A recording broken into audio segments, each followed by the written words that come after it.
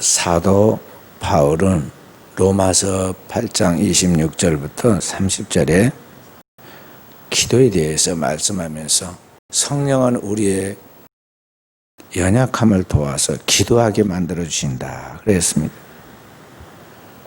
다시 말해서 우리가 기도할 수 있는 그런 기도하는 사람, 그런 영적 체질이 못 되기 때문에 우리는 늘 기도를 안 하고 기도하는 것이 짜증을 내고 실증을 내는데, 그러나 우리의 연약함을, 육체적인 그런 연약함을 도와서 기도할 수 있는, 기도의 정신으로 살 수 있는, 기도의 영성과 영감에 이끌려 살아갈 수 있는 사람으로 만들어 주시는 분이 누구냐? 하나님께서 보내신 제3위의 하나님이신 성령이시다. 성령이시다. 성령은 우리의 연약함을 도우신다 그랬습니다. 어떻게 도우시느냐? 아기가 말할 줄 모르듯이, 뭘 말해야 할지 모르듯이, 우리가 하나님 앞에 무엇을 기도해야 할지, 어떻게 기도해야 할지, 무슨 내용으로 기도해야 할지 도무지 알지 못할 때 성령이 우리를 대신해서 우리가 이해할 수 있거나 우리가 그것을 해석하거나 그것을 알아들을 수 있는 언어가 아닌 하나님이 하시는 하나님의 영적 언어로 말할 수 없는 탄식을 가지고 우리를 위하여 하나님 아버지께 기도한다는 것입니다. 그러면 하나님 아버지는 우리의 마음을 아시기 때문에, 우리 마음을 지으신 그 하나님께서 우리 마음에 있는 모든 것을 아시는 그분이 성령의 그 기도를 들으시고 그가 우리를 대신해서 변호사처럼 대변해 주는 그 기도소를 들으시고 축복을 누구에게 주느냐? 오늘 우리에게 주신다는 것입니다. 그래서 우리 성도는 반드시 기도가 성령으로 드리는 기도가 되어야 하고 성령 안에서 하는 기도야만 한다는 것을 이 밤에 깨달아야겠어요. 하나님은 오셔서 우리를 위하여 일하시는데 성령으로 일하시죠. 그 성령으로 일하실 때 제일 먼저 하나님이 하시는 일이 바로 우리의 기도를 돕는 것이다. 그래서 우리는 늘 기도할 때 내가 사람들이 듣기에 좋은 말로 어떻게 사람을 감동시키고 사람들한테 기도 잘한다 그렇게 창피 안 당하고 인정받기를 바라지 말고, 내가 주께 드리는 그 기도가 내가 하는 게 아니라 성령이 나로 하여금 이끄시고 감동하시고 역사하는 성령의 기도가 되도록 그걸 놓고 기도해야 돼요.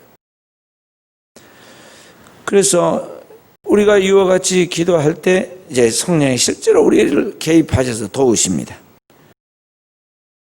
예수님이 40일 주야로 금식하며 기도하실 때 마태복음 4장에도 나오고 마가복음이 나오고 누가복음이 나오고 다 나옵니다.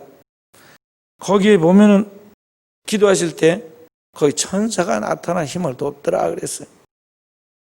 반면에 방해꾼도 나타나는데 시험하는 자, 곧 마귀가 와서 예수 그리스도에게 기도를 방해하고 자꾸 잡생각을 넣어주고 잘못된 생각, 교만한 생각, 허튼 생각을 막 집어넣어 줍니다. 마귀와의 영적 싸움인데 그 생각을 물리치고 예수님은 하나님 말씀을 붙잡죠. 그러니까 기도하면 기도가 술술술술 나오는 게 아닙니다. 기도하면 그때부터 뭔 생각이 떠오르고 기도가 안 됩니다. 그래서 뭔 상상도 잘하고 기도 안 돼 왜 방해꾼으로 전하는 의식도 옵니다. 기도할 땐 놔둬야 하는데 기도할 때 또 사람이 찾아옵니다. 기도를 못하게 하려고 그럽니다. 우리는 거기에 다른데 잡념을 갖거나 기도의 방해꾼의 유혹에 넘어가거나 그런 졸음에 지배를 당해서 져서는 안 돼요. 그럴 때 우리는 말씀을 붙잡아야 돼요. 하나님의 말씀을 붙잡아요.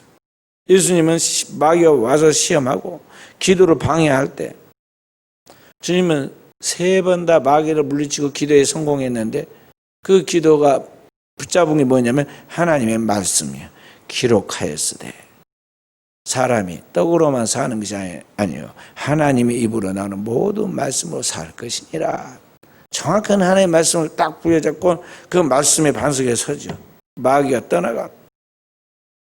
그리고 우리의 생각 속에 온갖 오만 가지 생각이 다 떠오르고 기도를 방해하고 기도의 방어꾼들이 몰려오고 때로는 두려움으로 때로는 잘못된 환상으로 우리를 시험하지만은 하나님의 백성은 기도 중에 분명한 하나님의 샛별처럼 떠오르는 하나님의 말씀을 붙잡아야 돼요.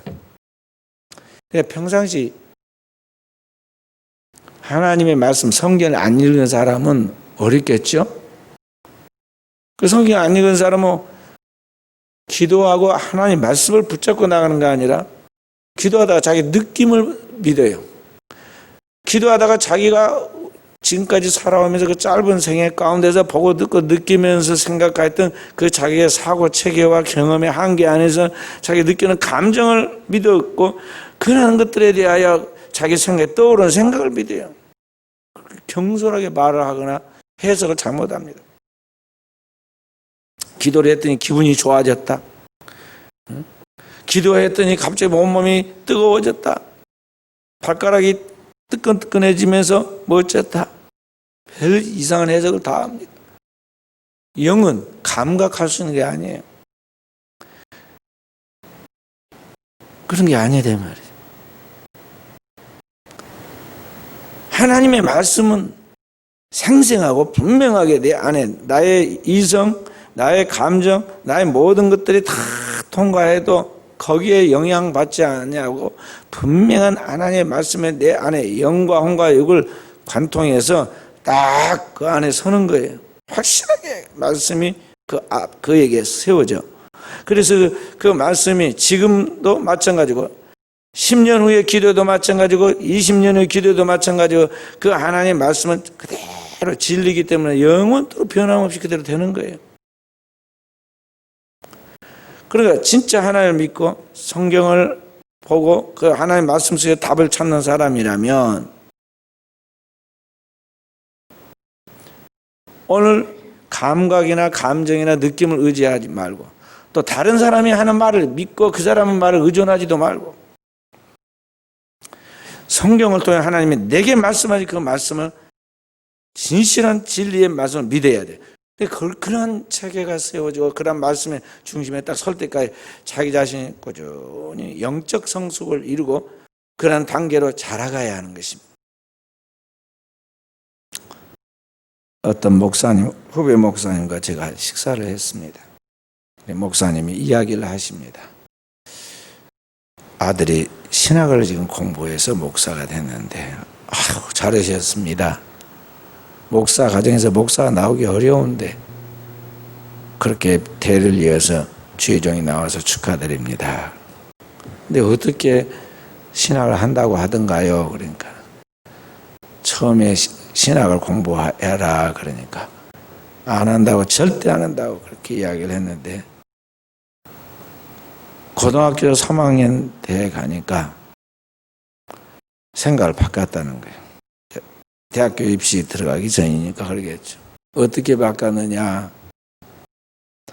아빠가 제의하기를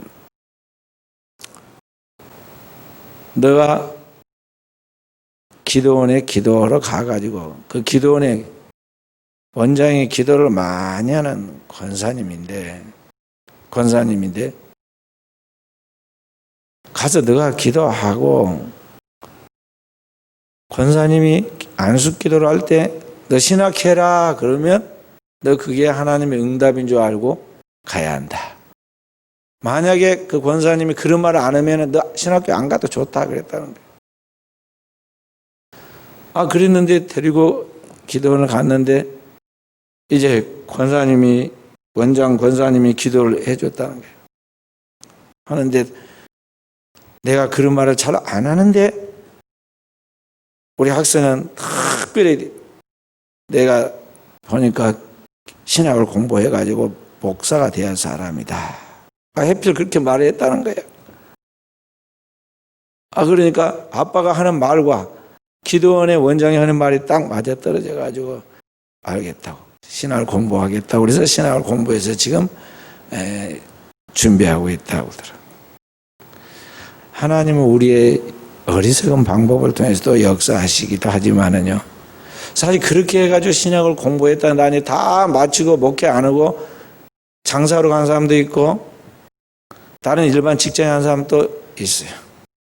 지금 많이 있습니다. 또 신학을 공부했다고 해서 대학교 때 신학을 공부했다고 해서 꼭 목사가 되라는 법은 없어요. 하나님이 부른 소명이 각각 다르기 때문에 그러한 거죠. 근데 문제는 남이 누가 가라고 그랬다가 만약에 그게 나중에 잘못되면은요, 항상 나 안 가고 싶었는데 아빠가 억지로 가라 해가지고 내가 이게 안 맞는데 와가지고 이렇다고 이야기할 것이고, 기도원의 어떤 권사님이 가라고 그렇게 해서 내가 갔더니 내가 사실은 그게 안 맞은데 그랬다고 후회할 수가 있다는 거죠. 그러니까 하나님은 인격적 하나님이시기 때문에 각 사람에게 1대1로 대면해서 그러하여금 부르십니다. 부르셔. 그 마음속에 우리가 무엇이 하나님의 뜻이고 응답인가를 알려고 하면은요, 그 하나님께서 성경을 통해서 내게 먼저 알게 하고 하나님의 말씀에 근거하여 내가 기도하고 나아가는데 그 말씀이 내 안에서 확실하게 아침에 떠오르는 별이 분명하듯이 그 떠오르는 샛별과 함께 아침이 밝아오듯이 자기 안에 선포된 하나님의 그 말씀이 살아서 움직이고 그 말씀이 계속 그를 지배해서 나아가면 그게 하나님의 응답이야. 그게 하나님 말씀이라는 거죠. 발이 화끈화끈 안 하고 또는 귀에서 무슨 천둥번개 치는 소리가 안 들리고 눈에 번쩍거리는 무슨 환상이 안 보여도 아무 상관없어요. 하나님의 말씀은 영의 음성이야. 그래서 주님이 성령이 교회들에게 하는 음성을 귀 있는 자는 들으라고 말 때는 요 귀를 말한 게 아니고 이 영적으로 하나님의 음성을 말씀할 수 있는 그런 분별력을 가지고 있는 사람. 그래서 그걸 알아들을 수 있는 사람은 들으라 그런 말이에요.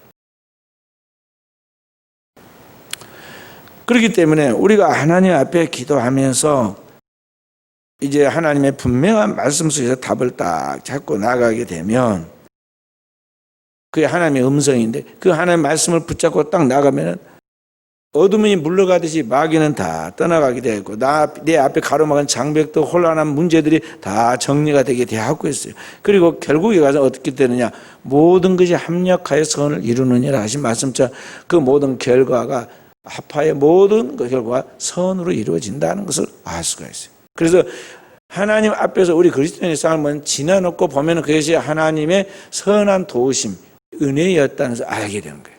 그래서 감사가 터져나오고 또 하나님께 대한 찬양과 고백이 나오는 거예요. 그러기까지 그런 영적인 사람으로 변화해서 환경이나 또는 어떤 사람들의 말이나 또는 다른 어떤 것들의 그 사단의 그러한 시험과 유혹들 또는 그러한 것들에 대한 위협을 당해서도 흔들리지 않고 나갈 수 있기까지는 오늘 어떻게 되냐면 내 이 육체를 가지고 있는 한계를 벗어나야 하는데 내가 스스로 내 육체의 한계를 벗어나지 못함으로 하나님이 우리를 깨뜨리셔요. 마치 음식이 거칠어서 먹을 수 없으니까 그것을 기계에다 넣어가지고 절구공으로 꽁꽁꽁꽁 찍고 방앗간에서 몇 번 돌려가지고 7부 7번 돌리고 8부 돌리고 그렇게 해가지고 쌀이 나와서 하얀 쌀을 우리가 부드럽게 먹을 수 있음 같지. 오늘 우리를 하나님이 깨뜨리세요. 구약 성경에 하나님께 드리는 소재, 그 곡식으로 갈아가지고 드리는 그 소재는 바로 그런 의미가 있어요. 우리를 하나님이 깨뜨리십니다. 깨뜨려서 변화시켜요. 그렇게 해서 하나님 말씀을 그대로 믿어버릴 수 있도록 단계로 가게 되죠. 그래서 하나님 말씀은 의심 없이 그대로 믿는 단계가 옵니다. 믿음으로 의로워지죠. 그래서 하나님은 그 믿음을 보시고 오늘 우리를 의롭다 하시고 하나님의 자녀로 인치시죠.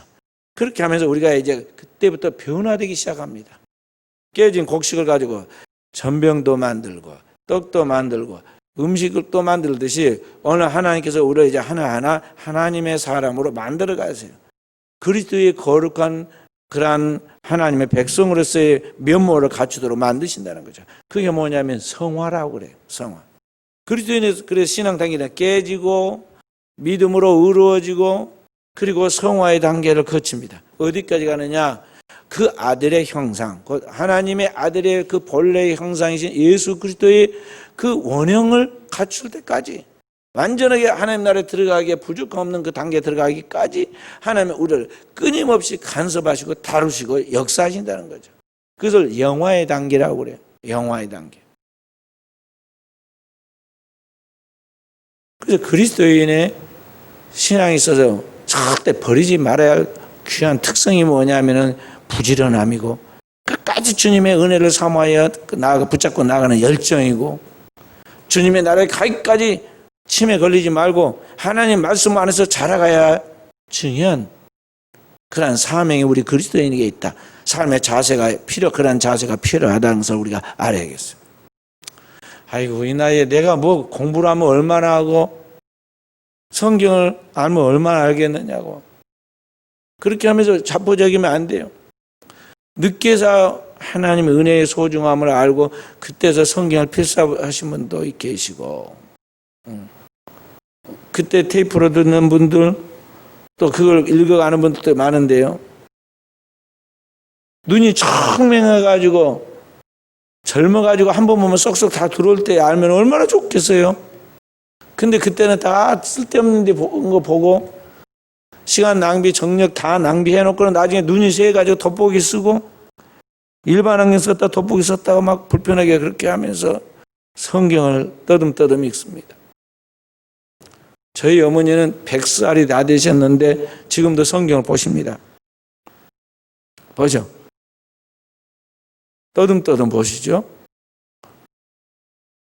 보죠. 옛날 분들은 제대로 공부나 배웠습니까? 그런 것도 아닌데 젊은 날에 그때 했으면 얼마나 좋았겠어요. 거의 성경을 암송하다시피 했으면 얼마나 좋았겠어요.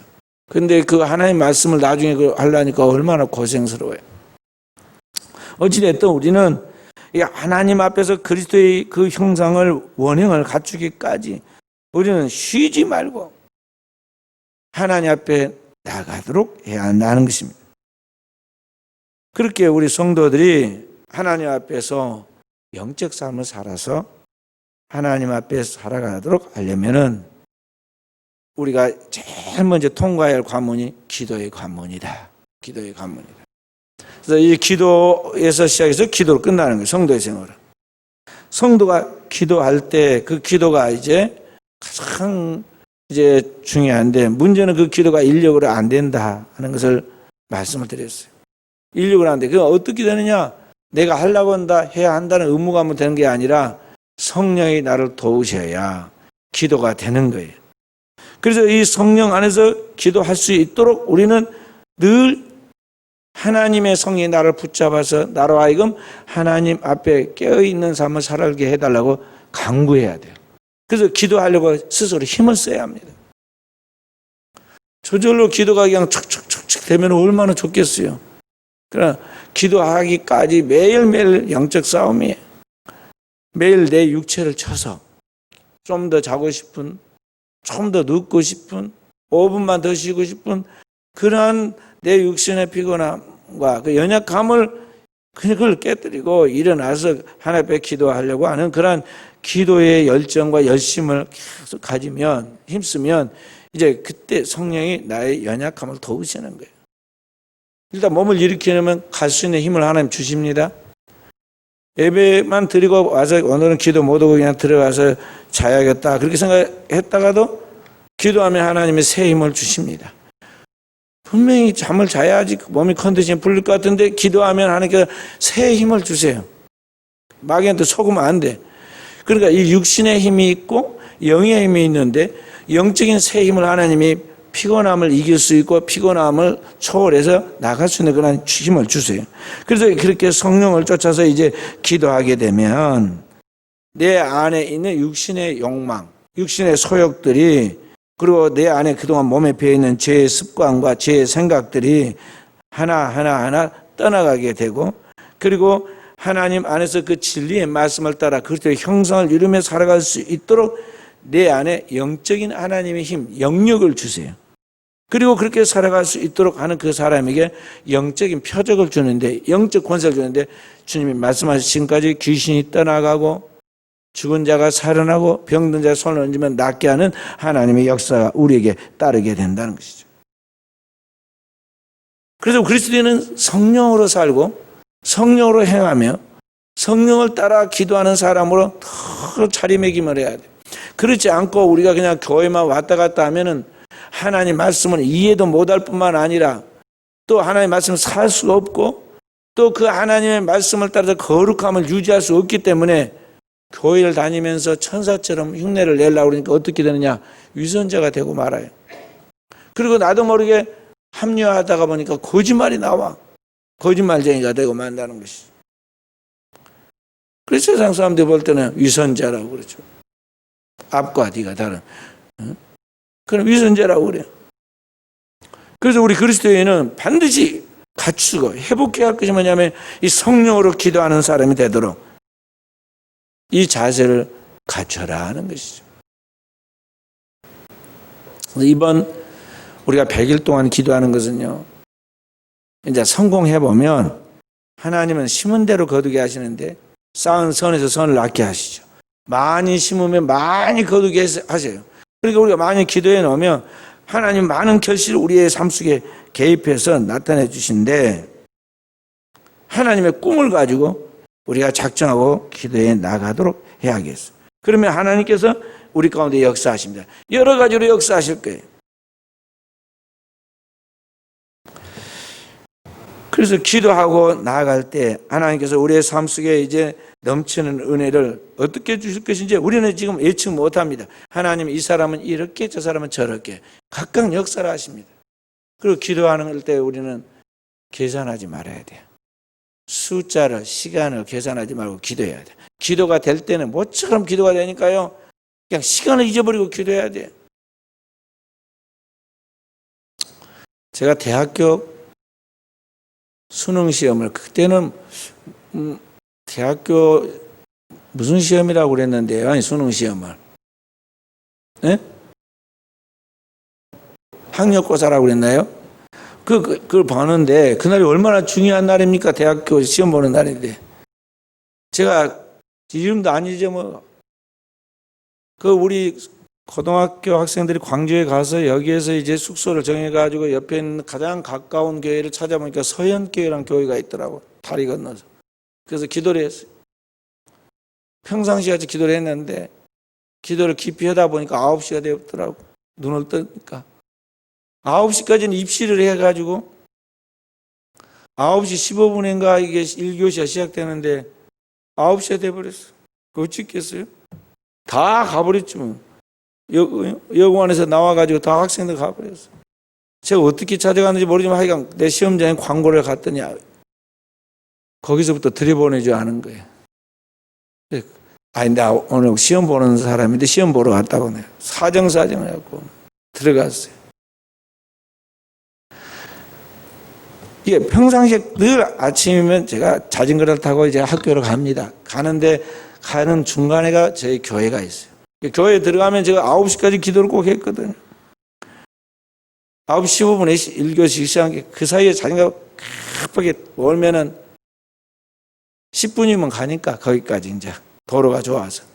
옛날에는 비포장도로가 이게 포장도로인데 거기까지는 포장이 돼갖고 있었어요. 그러니까 거기서는 금방 가. 자전거를 잘 타니까. 그래서 그렇게 한 버릇이 돼가지고 9시 기도를 끝나고 딱 보니까 9시더라고요. 기도가 더 중요하니까요. 뭐 시험이야 망치든 말든. 그런다고 해서 나 뭐 학교를 못 다니느냐 나중에 뭐 하느냐 하나님이 다 책임을 지십니다. 책임을 지십니다. 우리 그리스도인은 항상 기도가 그래서 우리 영적 생활에 신앙생활에 최우선 정책이 되도록 해야 돼. 그런데 우리는 어떠냐면 시간이 나면 기도하겠다 그러고 잠이 안 오면 그때나 교회에 나와서 기도할 때는 평생 잠이 안 옵니까? 제대로 이런 사람은 막 잠이 와서 힘들죠. 어느 때 기도냐? 엉뚱하게 아파서 이제 답이 없다고 그렇게 의사가 이야기할 때다 기도를 하고 그래. 아니 건강해도 기도가 안 되는 사람이 아픈 사람이 기도가 되겠어요? 우리는 자꾸 그렇게 한다는 거죠. 형통할 때 기도해야 하고 저축을 해놔야 하는데요. 망해가지고 그때서 이제 기도한다고 막 기도를 합니다. 그러니까 기도가 아니라 순 푸념을 하고 있고 기도하다가 원망을 하고 있고 그러는 거죠. 막 혼란해지는 겁니다. 모든 것을 이게 할 때 기도가 제일 첫 번째가 되게 해라. 하는 것입니다. 나머지는 어떻게 하느냐? 성령이 기도 중에 나에게 생각나게 하고 할 말과 할 일과 그런 것들을 다 하나님께서 성령이 역사하셔요. 뭐라고 그랬어요? 지난번에 내가 기도하면 하나님께서 일하신다. 일하셔. 내가 기도하면 성령에 사로잡혀서 성령으로 기도하면 그때 하나님이 일을 하셔. 우리를 위하여 일을 하시는 분이에요. 그렇기 때문에 우리가 기도할 때 하나님께서 역사하신다 하는 것입니다. 초대교회 베드로 사도에게 예수님께서 뭐라 축복하셨느냐면 내가 내게 천국 열쇠를 주노라. 내가 땅에서 매면 하늘에서 매이고 땅에서 풀면 하늘에서 풀릴 것이다. 그러면서 천국 열쇠를 준다고 했어요. 나중에 사도 베드로가 사마리아의 복음을 전할 때 베드로가 가서 설교하고 세례를 주니까 성령을 받아요. 그 다음에 이방의 문이 열릴 때 로마에까지 사도 베드로가 가기 전에 로마에서 파송되어 온 로마의 백부장 고넬료가 있었는데 고넬료의 가정에 복음이 전가됩니다. 가기 전에 베드로가 요바의 시몬의 집에서 기도합니다. 기도하는데 환상이 보여요. 계시가 옵니다. 똑같은 시간에 고넬료의 가정에도 고넬료가 하나님 앞에 기도할 때 환상이 보이고 요바에 있는 시몬을 청에다가 하나님의 말씀을 들으라 그런 계시를 받습니다. 똑같이 양쪽 계시가 떨어졌고 결국 하나님의 가르침과 인도함을 따라서 두 사람이 만나게 되고 가서 고넬료의 가정에서 이방인의 가정에 유대인으로서는 유대인의 결례법에 의하면 이방인에게 접촉하지 못하게 되어 있는데 성령이 인도하시기 때문에 가서 복음을 전하는데 말씀을 전하는 중에 고넬료의 가정에 모든 식구들에게 성령이 임하시게 돼요. 성령이 먼저 임하시니까 베드로가 세례 못 줄 것 없다 그래가지고 그들에게 세례를 주는 이야기가 나옵니다. 그러니까 여기에 보면은 항상 기도가 선행되고 기도할 때 하나님이 모든 일을 인도하세요. 그러니까 우리가 기도하면 하나님이 일하신다는 것을 우리가 알고 그 하나님을 신뢰하는 믿음을 가지고 하나님을 향한 기대를 가지고 그리고 기도를 해야 하는데 우리는 내 삶과 하나님의 역사는 별개로 여기고 내 삶에 하나님이 개입하셔서 역사하신 것에 대해서 잘 믿지도 않아요. 그리고 나는 내 방식대로 나가는데 항상 하나님과 사이클이 안 맞아. 요바에서 기도하는 시몬에게 떨어진 하나님의 계시와 저기 가이사랴의 지방에서 거기에서 기도하는 경건한 고넬료와 똑같이 하나님이 성령으로 역사하셔서 그들에게 말씀하시고 환상을 보이시고 그러시는데 그리고 하나님이 이렇게 붙여놓고 만나게 해서 말씀을 듣는 중에 말씀 속에서 성령이 진리의 성령께서 역사에 그들 가운데 각 사람이 방언하며 하나님 앞에 회개하는 역사가 나타났는데 우리는 그러나 하나님의 성령께서 우리 가운데서 역사하신다는 성도의 그러한 교제 속에서 역사하시고 일하신다는 것을 우리는 못 믿고 있다는 거죠. 그래서 오늘 우리는 목회자나 우리 성도들이 늘 하나님 앞에 기도하면서 모든 일을 성령으로 살고 성령으로 행하도록 경건의 거룩한 습관이 몸에 배도록 해야 돼요. 그래서 우리는 늘 기도해야 하는데 생활하는 직장인들이 어떻게 교회 와서 맨날 붙잡고 있겠어요? 그건 안 돼. 그러니까 새벽에는 깨어서 우리가 기도를 하지만 낮에는 어떻게 할까요? 세상 사람들과 똑같이 뉴스는 멍이 쳐다보고 있거나 쓸데없는 잡담하고 농담하고 막 그런 거 하면서 그렇게 세월을 보내면 안 돼요. 그리스도인은 항상 마음의 지성소에서 하나님께 분향하여 올리는 기도하는 기도의 향이 타 올라가야 돼요. 그러기 위해서는 우리가 이 경건한 기도의 자세가 경건한 그런 기도의 정신이 우리 안에 깨어서 있어야 한다는 것이죠. 사람들에게 참 말 잘한다, 사람들에게 막 참 뭐 잘한다, 인기 있는 그것을 부러워하고 그걸 흉내내려고 하지 말고 그리스도인은 항상 내 마음의 지성소에서 하나님께 올리는 그런 찬송과 기도, 하나님 말씀에 대한 묵상을 통해서 기도의 정신이 깨어있게 되면은 성령께서 우리의 그 기도의 줄을 타고 우리 가운데서 인도하시고 역사하시는 거예요. 그런데 대다수가 이러한 기도의 정신으로 살지 않습니다. 일주일 동안 무엇하고 사는지 막 허둥대고 살다가 벌써 주일 됐어? 주일이라고 그러면 다행인데 일요일이야? 그런단 말이죠. 오늘 또 수요일 날인데 말이죠. 수요일인지 모르고 안 온 사람도 있어 지금. 다른 일에 막 파묻혀 있다 보면 그러는 거예요. 우리 목사도 그런 것입니다. 목사도 그냥 공부만 많이 해가지고 설교 잘할 줄 알지만은요, 공부 잘하는 거 많이 한 사람일수록 번뇌가 많고 생각이 많아가지고요, 설교가 사변적으로 흐르고 능력이 없어요. 설교를 머리로 지어내가지고 그렇게 하는 게 아니에요. 설교는 기도 중에 잉태해서 강단에서 그 말씀이 해산하는 거예요. 우리 교인들 청소하다 가끔 보셨겠지만요, 제가 토요일, 금요일부터 그럽니다. 그러다가 토요일 되면은 본격적으로 제가 지하 강단에 가서 기도를 하든지 아니면 지하 누가 청소를 하거나 누가 기도하신 분 있으면 내가 본당에 올라와서 여기서 기도를 합니다. 그렇게 일주일 내내 있어도 또 하나님의 말씀이 내 안에 들어오지 않다가 토요일 날 집중해서 기도를 합니다. 내일 주일이잖아요. 집중해서 기도해요. 그러면 하나님의 말씀이 마지막 샛별처럼 쫙 떠오릅니다. 말씀이. 얼마나 강력하게 떠오르나. 그러면 여기다 메모지 저 잘 자는 거 했지만 내가 큰 노트를 갖고 가요. 토요일 날은. 큰 연습 노트를 가져가고는 번개같이 씁니다. 막 쓰고 성경 찾아가지고 몇 장 몇 절로 딱 하죠. 앞에 있는 책 읽어. 일주일 동안 책도 있고 성경도 있고 묵상도 잠깐 해놓은 것, 새벽기도 때도 해놓은 거 있어요. 그렇지만 주일날 선포해야 할 하나님의 말씀은 위로부터 하나님이 주셔야 하고 그 주신 말씀을 대언해야 하는데 그것은 하나님이 주셔야지 내가 할 수 있는 고안해서 만들어낼 수 있는 게 아니에요. 그래서 주님을 의지하고 항상 기도하죠. 강단에 올라가기 전에 토요일날 기도할 때는요, 아무것도 떠오른 거 없고 아무것도 잡힌 것이 없어서 막막합니다. 이러다가 이번 주일날 아무 할 말도 없이 그러고 강단에 올라가야 하나 그런다고요. 아무것도 없으니까. 그런데 딱 강단에서 2-3시간 기도 계속 하죠. 말씀을 붙잡고 씨름합니다. 기도하면은 하나님이 순식간에 말씀을 막 내 안에 응축시켜가지고 그 있던 하나님의 말씀을 풀어놓죠. 그러면 그거 적는 것에 20분에서 30분이면 충분해요. 막 받아서 적는 거예요. 그럼 됐어요, 이제.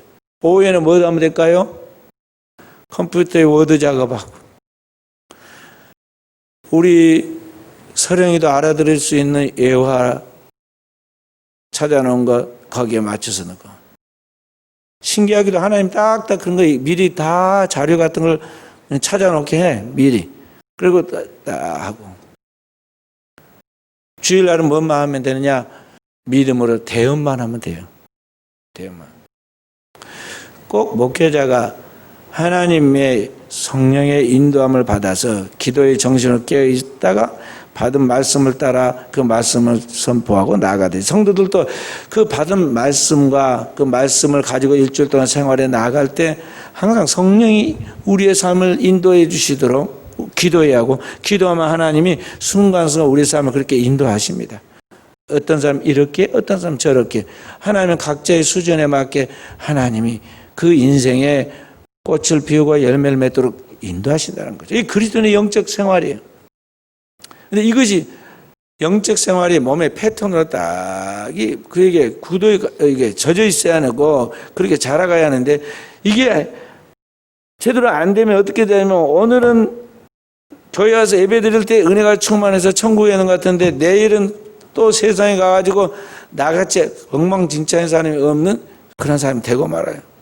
그러니까 이게 간격이 너무 굴곡이 커. 천국과 지옥을 왔다 갔다 하는 거야. 이게 얼마나 고개를 하는 게 힘들겠어요? 힘들어. 그러니까 뭐 큰 노동도 아는데 교인들이 그럽니다. 아이고, 신앙생활 하는 거 힘들다. 뭐가 힘드냐고 그러면요, 하기가 힘들어 죽겠다고 그래. 아무것도 온 것도 없어. 일주일에 교회 한 번 온 것밖에 도 없는데도 막 힘들어 죽겠다고 그래. 왜 그러겠어요? 하나님을 믿는 신앙의 삶과 이 세상에서 생활하는 것이 너무나 격차가 커가지고 내면에 자기 싸움이 크고 그래도 신앙으로 살아보려고 하다 보니까 그 마음의 고통과 힘이 굉장히 힘들었다 그런 말이겠죠.